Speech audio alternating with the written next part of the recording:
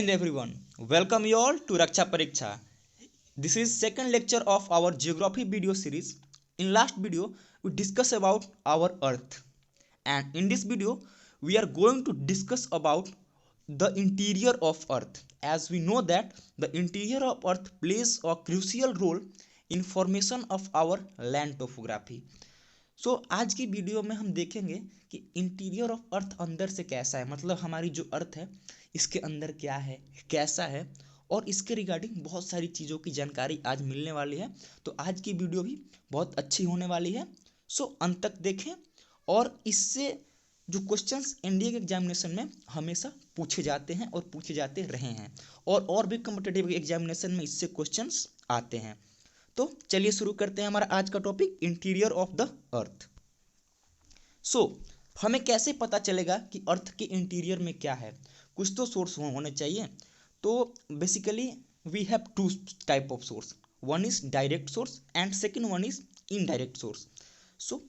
जैसे direct source में ऐसी चीज़ें होती हैं जो हमें डायरेक्टली अर्थ के इंटीरियर से मिलती हैं। जैसे अगर हम कहीं पे माइनिंग करते हैं तो वहाँ से हमें रॉक्स मिलती हैं, और माइनिंग करने पे जितना हम डीप माइनिंग करेंगे, हम जितना नीचे जाएंगे उतना हमें पता चलेगा कि हमारे जो अर्थ के इनसाइड में टेम्परेचर कैसा है, प्रेशर कैसा है, और जो वहाँ से रॉक्स मिलेंगे उन पे उनका क्या इफेक्ट पड़ रहा है, उन सब चीज़ों के बारे में हमें जानकारी मिलेगी। और इसके रिगार्डिंग जो हमारा एक इंटरनेशनल सोसाइटी है, सारे कंट्रीज मिलके एक प्रोजेक्ट पे काम कर रहे हैं जिसको डीप ओशियन ड्रिलिंग प्रोजेक्ट बोला जा रहा है, और या उसको इंटीग्रेटेड ओशियन ड्रिलिंग प्रोजेक्ट, जो कि आर्कटिक ओशियन कोला में वहाँ पे माइन किया जा रहा है। और वहाँ पे 12 किलोमीटर हमारे अर्थ क्रस्ट से, जो हमारा अर्थ क्रस्ट है उससे 12 किलोमीटर नीचे वहाँ तक अभी तक माइनिंग की गई है। तो डीपेस्ट ड्रिल हमारी वहाँ तक हुआ है, और वहाँ से हम लोग बहुत सारे जो मिनरल्स हैं, रॉक्स हैं, जो वहाँ से हम लोगों को मिलता है उससे पता लगाते हैं कि हमारा अर्थ का इंटीरियर कैसा होगा, टेम्परेचर वेरिएशन कैसे आ रहे हैं, प्रेशर वेरिएशन कैसे आ रहे हैं। तो इसके रिगार्डिंग बहुत अच्छी जानकारी मिलती है। फिर जो हमारा सेकेंड वन डायरेक्ट सोर्स है, ये वोल्केनिक इरप्शन। वोल्केनिक इरप्शन में क्या होता है, बेसिकली जो हमारा अर्थ का एस्थेनोस्फीयर होता है, यहाँ पे बहुत सारे लावा होते हैं, मतलब बहुत सारे जो जो हमारे यहाँ मोल्टेन लावा होते हैं, जो रॉक्स वगैरह होते हैं वो मोल्टेन स्टेट में होते हैं, क्योंकि अर्थ के नीचे का टेम्परेचर हाई होता है। तो ये जब बाहर आता है तो साइंटिस्ट या जियोमॉर्फोलॉजिस्ट जो होते हैं, जूलॉजिस्ट होते हैं, उनको पता चलता है कि हाँ, जो हमारा अर्थ के नीचे की टोपोग्राफी है वो मोल्टेन स्टेट में, टेम्परेचर हाई है, प्रेशर हाई है, और उसके रिगार्डिंग वहाँ पे रॉक स्ट्रक्चर कैसा है ये भी हमारे वोल्केनिक इरप्शन से पता चलता है, और कैसा मिनरल है इसके रिगार्डिंग भी हमें बहुत अच्छी इंफॉर्मेशन मिल जाती है वोल्केनिक इरप्शन से। और वोल्केनो के बारे में हम आगे वाली कुछ वीडियोस में हम अच्छे से पढ़ेंगे। तो एक वोल्केनिक इरप्शन भी हो गया, इससे भी हमें बहुत अच्छी जानकारी मिलती है कि हमारा अर्थ का इंटीरियर कैसा है। फिर सेकेंड वन आता है इनडायरेक्ट सोर्स। इनडायरेक्ट सोर्स समझ जाइए कि जो हमें अर्थ के इंटीरियर से डायरेक्टली नहीं मिल पा रहा है, या उसको हम एज्यूम कर रहे हैं। जैसे सेकेंड जो ये हो रहा है, increase the pressure and temperature with depth. जैसे हम लोग माइनिंग करते हैं तो हमें पता चलता है कि हाँ, जैसे जैसे हम नीचे जा रहे हैं टेम्परेचर भी बढ़ रहा है, और प्रेशर में भी हमें इंक्रीज देखने को मिल रहा है। तो इसके रिगार्डिंग हम अर्थ के इंटीरियर का पता लगा सकते हैं, क्योंकि अभी हम 12 किलोमीटर अर्थ क्रस्ट के नीचे गए हैं, और इसके जो यहाँ पे सीक्वेंस है, इस सीक्वेंस से हम पता लगा सकते हैं कि अगर हम अर्थ के नीचे और जाएं तो कितना टेम्परेचर इंक्रीज होगा, कितना प्रेशर इंक्रीज होगा, क्योंकि ये जो प्रेशर इंक्रीज, टेम्परेचर इंक्रीज, ये एक पैटर्न फॉलो करते हैं। जैसे ये होता है 36 मीटर के बाद तुम्हारा 1 डिग्री टेम्परेचर बढ़ जाएगा, तो उसके रिगार्डिंग ये एक पैटर्न फॉलो करते हैं। तो इससे भी हमें इजीली पता चल जाएगा कि हमारे अर्थ का कोर का टेम्परेचर क्या होगा, अर्थ के मेंटल का टेम्परेचर क्या होगा। दूसरा देखते हैं इसमें डेंसिटी स्टडी। अब डेंसिटी स्टडी क्या होता है, अब इसमें जैसे जैसे नीचे जाएंगे हमें जो रॉक्स मिलेंगे उसमें हमें ये भी तो पता चलेगा कि जो ऊपर वाले क्रस्ट वाले रॉक हैं उसकी डेंसिटी क्या है, और जो मेंटल के पास के रॉक हैं, जो हमें अर्थ के नीचे जाने पे मिलते हैं, उनकी डेंसिटी क्या है। तो डेंसिटी वेरिएशन आने से भी हमें पता चलता है कि हाँ, डेंसिटी हमारे अर्थ की कैसी है, और ये है जैसे हम नीचे जाएंगे डेंसिटी है वो बढ़ता है। फिर क्या होता है, अर्थ जैसे एक सेलेस्टियल बॉडी है, और जो जितने भी हमारे अंतरिक्ष में जो मेटियोर्स हैं, मेट्रॉइड्स हैं, एस्टेरॉइड्स हैं, वो सारे घूम रहे हैं, वो भी एक सेलेस्टियल बॉडी है। तो कभी कभी जो हमारा अर्थ है अपनी ग्रेविटी से कोई मेटियोर्स को अपनी तरफ आकर्षित कर लेता है, खींच लेता है, और वो आके अर्थ पे गिर जाते हैं।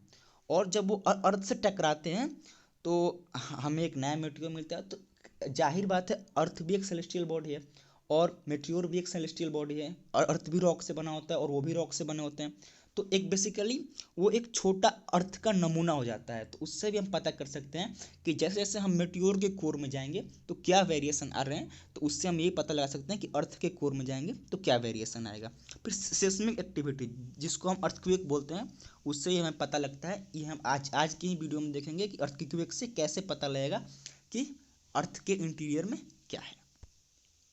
तो आगे वाली साइड देखते हैं।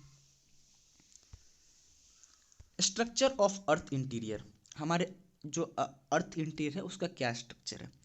तो जैसा कि आप इस फोटो में देख रहे होंगे, जो सबसे ऊपर वाला हिस्सा है इसको हम क्रस्ट बोलते हैं।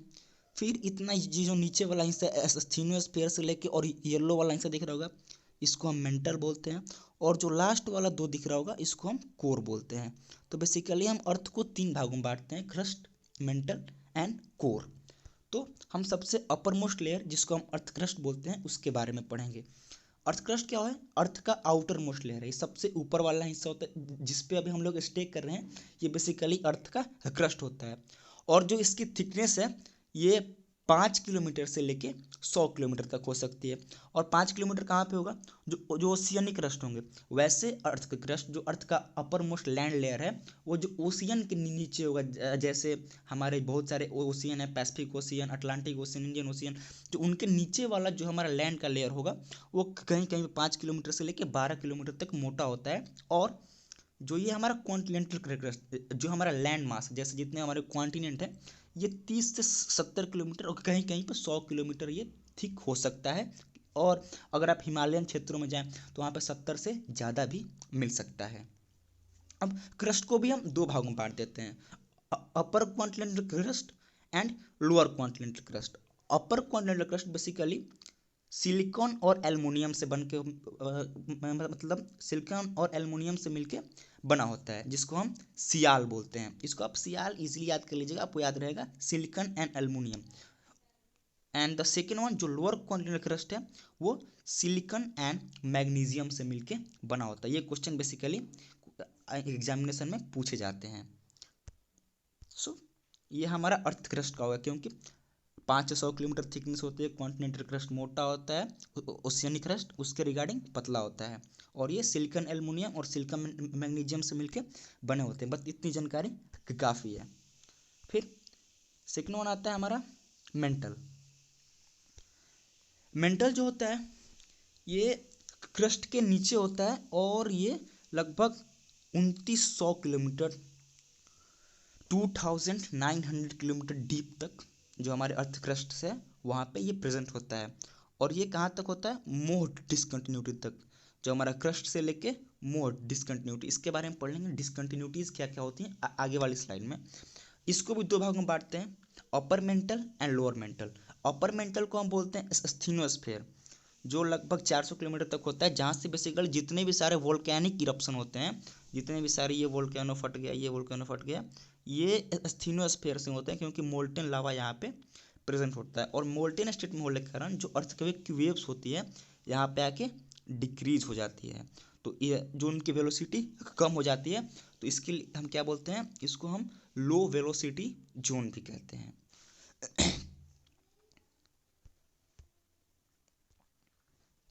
और एस्थीनोस्फीयर और क्रस्ट को मिला के हम क्या बोलते हैं? इसको हम लिथोस्फीयर बोलते हैं। एस्थीनोस्फीयर और क्रस्ट मिल जाएगा तो इसको हम लिथोस्फीयर बोलेंगे। जैसा इस वीडियो में देखेंगे ये क्रस्ट वाला पार्ट और एस्थीनोस्फीयर वाला पार्ट, इसको पूरा मिला के हम लिथोस्फीयर बोलते हैं। फिर आता है हमारा second lower mental. Lower mental क्या होता है? ये एस्थीनोस्फीयर के नीचे होता है और ये सॉलिड स्टेट में होता है। जो लोअर मेंटल होता है सॉलिड स्टेट में, और जो अपर मेंटल होता है वो बेसिकली मोल्टेन स्टेट, मतलब partially liquid partially solid state, जिसको हम मोल्टेन स्टेट बोलते हैं, उसमें रहता है। और जो हमारा लोअर मेंटल है वो सॉलिड स्टेट में रहता है। फिर हम नेक्स्ट वाली स्लाइड देखते हैं, कोर। कोर क्या होता है? कोर जो इनर मोस्ट लेयर होता है 2900 किलोमीटर से नीचे और 6370 मतलब 6370 किलोमीटर तक जो हमारा सेंटर ऑफ अर्थ है, जो यहाँ पे, तो हमारा सेंटर ऑफ अर्थ, तो यहाँ तक हमारा कोर है। इससे नीचे मेंटल के नीचे जितना भी पार्ट है उसको हम कोर बोलते हैं। इसको बेसिकली दो भाग में डिवाइड करते हैं, one is outer core and second one is inner core. बस आपको इतना याद रखना है, आउटर कोर लिक्विड स्टेट में होता है and inner core is in solid state, और टेम्परेचर यहाँ पे 4000 डिग्री से ज़्यादा होता है। सो बहुत ज़्यादा टेम्परेचर होता है ये, इसीलिए हम आज तक कोर तक नहीं पहुंच पाए। कोर क्या, हम 12 किलोमीटर से नीचे नहीं गए, क्योंकि वहाँ पे प्रेशर और टेम्परेचर बहुत ज़्यादा होने लगता है, जो हमारी बॉडी अभी उस टेम्परेचर में और उस प्रेशर में अडेप्ट नहीं कर पाएगी। सो वहाँ पे अभी हमारी माइनिंग हो रही है, हो सकता है हम फ्यूचर में देखें कि उससे भी नीचे साइंटिस्ट पहुँच जाएँ, साइंस है, कुछ भी हो सकता है। सो डिसकंटिन्यूटीज़ क्या क्या होती हैं, तो डिसकंटिन्यूज बेसिकली ये होती हैं, इस स्लाइड में देखते हैं, जहाँ से दो चीज़ें अलग होती हैं, जैसे अपर मेंटल और लोअर मेंटल अलग हो रहा है, इनर कोर और आउटर कोर अलग हो रहा है, कोर और मेंटल अलग हो रहा है। तो जहाँ से ये बेसिकली एक लाइन होती है जिसको हम डिसकंटिन्यूटी बोलते हैं, वहाँ से जो है वो चीज़ें चेंज हो जाती हैं। तो first one is Konrad discontinuity, जो आउटर और इनर क्रस्ट के बीच में है। जो आउटर और इनर क्रस्ट जो हमने स्टार्टिंग में पढ़ा था सियाल और सीमा वाला, उसके बीच में कोनार्ड, जो डिसकंटिन्यूटी का नाम है कोनार्ड डिसकंटिन्यूटी। फिर मोह डिसकंटिन्यूटी, ये क्रस्ट और मेंटल के बीच में होता है। फिर आता है रेप्टिड डिसकंटिन्यूटी, ये आउटर मेंटल और इनर मेंटल के बीच में होता है, रेप्टिड डिसकंटिन्यूटी। फिर आता है वीचार्ट गुटेनबर्ग डिसकंटिन्यूटी, जो मेंटल और कोर के बीच में होता है। And last one is Lehmann discontinuity, जो आउटर कोर और इनर कोर के बीच में होता है। तो इसको आप याद कर लीजिएगा, इसके रिगार्डिंग बहुत सारे एग्जामिनेशन में क्वेश्चन आते हैं, ऐसा नहीं है सिर्फ इंडिया के एग्जामिनेशन में आते हैं। आप किसी और चीज़ की तैयारी कर रहे हैं, नेवी के एग्जामिनेशन या रेलवे वगैरह के एग्जामिनेशन में भी इस चीज़ ऐसे क्वेश्चंस आ जाते हैं। तो इसको आप तो एकदम याद रख लीजिएगा कि डिसकंटिन्यूटीज़ के नाम आपको एकदम याद होने चाहिए। अर्थक्वेक, अब next topic is earthquake. Earthquake के बारे में देखेंगे, जिसको हमने सेस्मिक वेव जो इनडायरेक्ट सोर्स में आ रहा था, इसके बारे में पढ़ते हैं। अर्थक्वेक क्या होता है, earthquake is basically sudden movement of our earth crust. जैसे भूकंप का अनुभव हम सबने किया होगा, क्योंकि हम लोग 21वीं सदी में रह रहे हैं, और लगभग अगर हम नॉर्थ इंडिया में रह रहे हैं तो भूकंप हम लोग को पता होगा क्या है, क्योंकि पिछले बीते 5 सालों में लगभग 1-2 बार भूकंप हमारे यहाँ आ चुका है। सो जो सडन मूवमेंट ऑफ हमारा अर्थ क्रस्ट है, इसको हम लोग बोलते हैं अर्थक्वेक। जो अर्थ अचानक से बहुत हिलने लगती है उसको हम अर्थक्वेक बोलते हैं। और ये बेसिकली एनर्जी के रिलीज के कारण होता है, क्योंकि ये जो यहाँ पे आप फोकस देख रहे हैं ना, क्योंकि हमारा अर्थ है, अर्थ के नीचे हाई टेम्परेचर हाई प्रेशर होता है, तो जाहिर सी बात है बहुत सारी एनर्जी वहाँ पे कॉन्सेंट्रेटेड रहती है, और वो अपना रास्ता खोजती है, कहीं फॉल्ट खोजती है कि वहाँ से बाहर निकल जाए, बस अर्थ क्रस्ट के बाहर निकल जाए।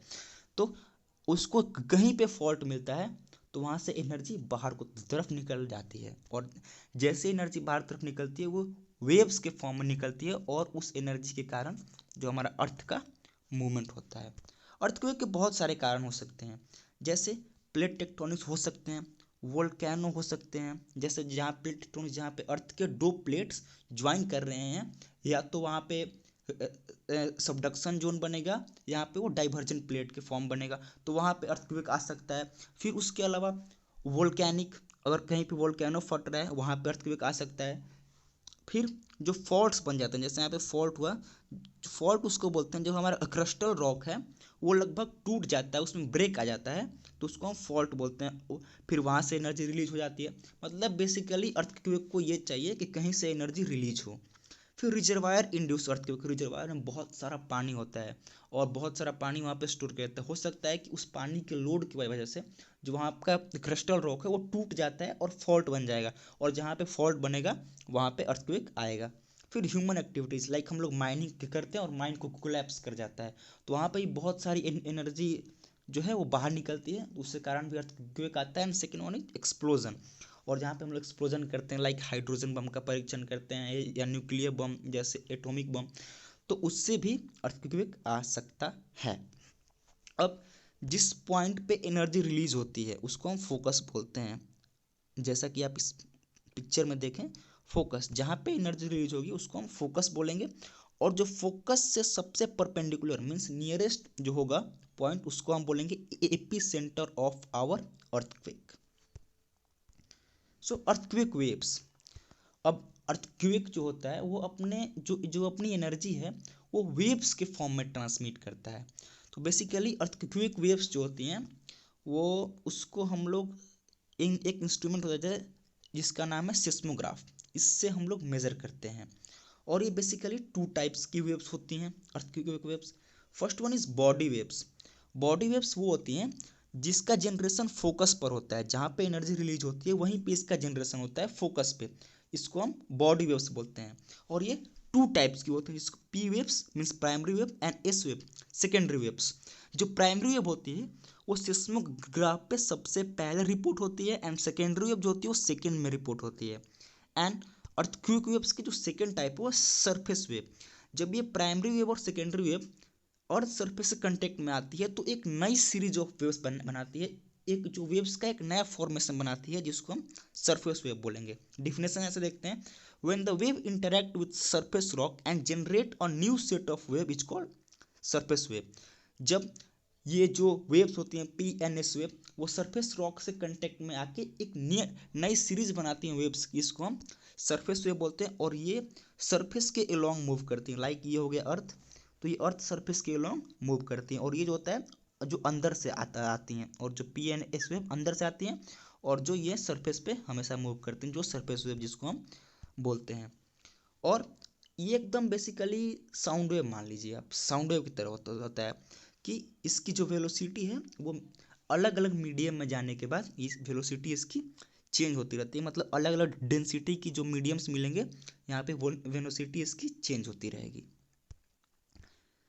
Then next one is characteristics of earthquake wave. Earthquake wave की कैरेक्टरिस्टिक्स क्या है, तो फर्स्ट पी वेव देखेंगे। पी वेव जो होते हैं सबसे पहले सिस्मोग्राफ पे रिकॉर्ड होती है, तो सबसे पहले सरफेस पे आती है, और ये साउंड वेव से सिमिलर होती है, मतलब ये ऑल मीडियम में ट्रांसमिट कर सकती है, सॉलिड में ट्रांसमिट कर सकती है, लिक्विड में और गैस में भी ये इजीली ट्रांसमिट कर सकती है। इसको हम प्राइमरी वेव बोलते हैं। अगर हम सिस्मोग्राफ पे देखें तो यहाँ पे प्राइमरी वेव सबसे पहले रिकॉर्ड हुई है, फिर उसके बाद सेकेंडरी वेव रिपोर्ट हुई है, and third one is surface wave, सबसे लास्ट में रिकॉर्ड हुई है। सो फिर आता है ये साउंड वेव के सिमिलर होती है प्राइमरी वेव, जैसा साउंड हमारा हर मीडियम प्रोपगेट कर सकता है वैसे ही जो हमारी प्राइमरी वेव है ये भी सारी मीडियम में प्रोपगेट कर सकती हैं। Second one is secondary wave.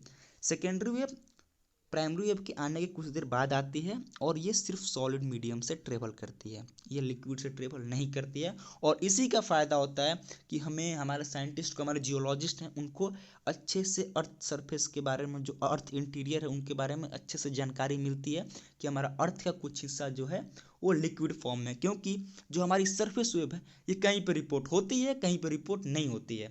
तो इससे पता चलता है, इसके एंगल से पता चलता है कि हमारा अर्थ का कितना हिस्सा, कितना डिग्री तक का हिस्सा जो हमारा लिक्विड फॉर्म में है, कितना सॉलिड फॉर्म में है। तो ये बेसिकली हमारा सेकेंडरी वेव से ही जानकारी मिलती है। फिर आता है surface wave. Surface wave basically वो वेव होती है जो सरफेस पे आने के बाद एक नई सीरीज ऑफ वेव बनाती हैं, और ये सिस्मोग्राफ पे सबसे लास्ट में आती हैं। ये क्वेश्चन पूछ सकता है कि कौन सी वेव है जो सिस्मोग्राफ पे सबसे लास्ट में रिपोर्ट की जाती हैं, तो दीज आर सरफेस वेव्स। और ये हाईली डिस्ट्रक्टिव होती हैं, और ये रॉक डिस्प्लेसमेंट कर सकते हैं पहाड़ी इलाकों में, जिसकी वजह से लैंडस्लाइड भी आ सकता है। जैसे प्रोपगेशन क्या होता है आप इससे समझ सकते हैं इजीली। और जो पी वेव है उसका प्रोपगेशन ऐसे आगे पीछे हो रहा है, आगे पीछे की तरफ हो रहा है। जो पी वेव का प्रोपगेशन है वो इस वीडियो में आप ध्यान से देखें तो आगे पीछे हो रहा है। जो सेकेंडरी वेव है ये ऐसे जो इसमें पार्टिकल है ऊपर नीचे इसका प्रोपगेशन होगा, और सरफेस वेव में भी ऊपर नीचे की तरफ होगा। मतलब इसमें जो प्राइमरी वेव में है वो हॉरिजेंटल होगा मूवमेंट जो पार्टिकल्स का, एंड सेकेंडरी वेव में होगा ये वर्टिकल मूवमेंट होगा। सो आप इसको रोक के इजीली समझ सकते हैं। फिर हाँ, जो हमारी सेकेंडरी वेव, इससे हमें बहुत अच्छी जानकारी मिलती है कि हमारा अर्थ का इंटीरियर कैसा है।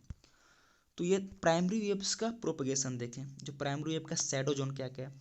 तो यहाँ पे एनर्जी रिलीज हुई तो ये पूरे अर्थ सरफेस पे यहाँ से डिस्ट्रीब्यूट होगी चारों तरफ, ये प्राइमरी वेव डिस्ट्रीब्यूट होगी। अब हमने वेव की एक करेक्टरिस्टिक्स पढ़ी थी कि ये डिफरेंट मीडियम में जाने के बाद इसकी वेलोसिटी चेंज हो जाती है, ये रिफ्रैक्ट कर जाता है। तो ये जो कोर जो है डेंसर मीडियम है, तो ये जब प्राइमरी वेव यहाँ से टकराती है तो ये अपना रास्ता चेंज कर लेती है, इसकी वजह से यहाँ पे शैडो जोन बन जाता है, ये रिपोर्ट नहीं होते। तो इससे पता चलता है कि हमारा जो कोर है वो हाईली डेंसर है as compare to our crust and mantle, क्योंकि इतनी सारे एरिया में कंटिन्यूसली वेव रिपोर्ट होती हैं और ये एरिया में रिपोर्ट नहीं होती हैं। तो इससे पता चलता है कि जो हमारा जो वेव की कैरेक्टरिस्टिक्स के बारे में पता चलता है, हमारा अर्थ इंटीरियर के बारे में भी अच्छे से जानकारी मिलती है कि कोर हमारा हाईली डेंसर है। फिर ये जो है, जो हमारी जो सेकेंडरी वेव है, ये इधर को तो जाती है, मेंटल को जाती है, लेकिन कोर में नहीं जाती, क्योंकि कोर का जो अपर वाला हिस्सा है, अपर कोर जिसको बोलते हैं, वो आपने स्लाइड्स में पढ़ी होंगी, वो इनर होता है, मतलब वो लिक्विड फॉर्म में होता है। जो हमारा अपर कोर है वो लिक्विड फॉर्म में होता है, और लिक्विड होने की वजह से ये लिक्विड में ट्रेवल नहीं कर सकती जैसा जैसा कैरेक्टरिस्टिक्स है, तो ये इसको पार नहीं कर पाती हैं और यहीं से डिफ्लेक्ट हो जाती हैं। तो इससे हमारे साइंटिस्ट को ये भी जानकारी मिलती है कि जो हमारा अर्थ क्रस्ट है, जो हमारा ये कोर है अर्थ का, ये लिक्विड फॉर्म में है। सो नेक्स्ट वाली देखते हैं स्लाइड, इफेक्ट्स ऑफ अर्थक्वेक। अब इससे हम लोग अच्छे से जागरूक होंगे कि हमारा अर्थक्वेक का इफेक्ट क्या क्या है।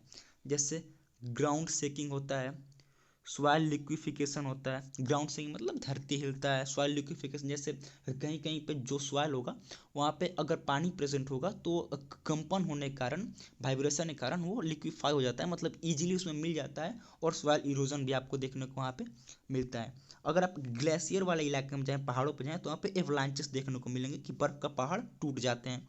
फिर ग्राउंड डिस्प्लेसमेंट, जैसे रोड्स टूट जाएंगे, यहाँ से वहाँ हो जाए, फिर लैंडस्लाइड्स आते हैं, तो बेसिकली जो ग्राउंड है उसका डिस्प्लेसमेंट हो जाता है।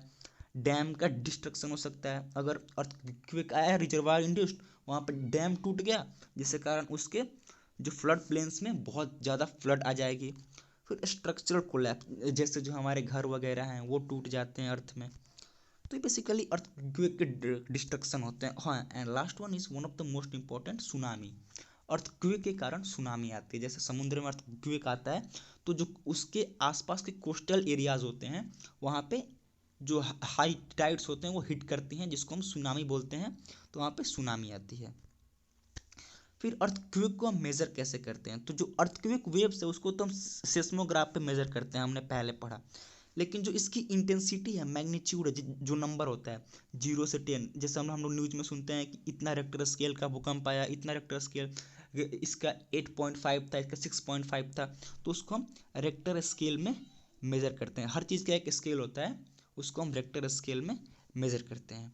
और इसका जो मैग्नीट्यूड होता है वो 0 से लेके 10 तक होता है, क्योंकि अक्सर 10 से ज़्यादा नहीं ही आते हैं, मतलब आने की चांस बहुत कम होती है, अगर उतने आए तो जो आसपास का लैंड मास है वो कोलैप्स कर जाएगा। तो ये 0 से 10 तक हम इसको मापते हैं। तो ये थी हमारी आज की क्लास। अब मिलते हैं अगले लेक्चर में, जिसमें हम लोग वोल्केनो और रॉक्स के बारे में पढ़ेंगे, और हाल ही में एक वोल्केनो फटा है भी है, डेमोक्रेटिक रिपब्लिक ऑफ कॉन्गो में, जो अफ्रीका में एक कंट्री है। तो अगर आपको ये वीडियो अच्छी लगी तो इसको लाइक करें, शेयर करें और सब्सक्राइब करें। सो थैंक यू, जय हिंद।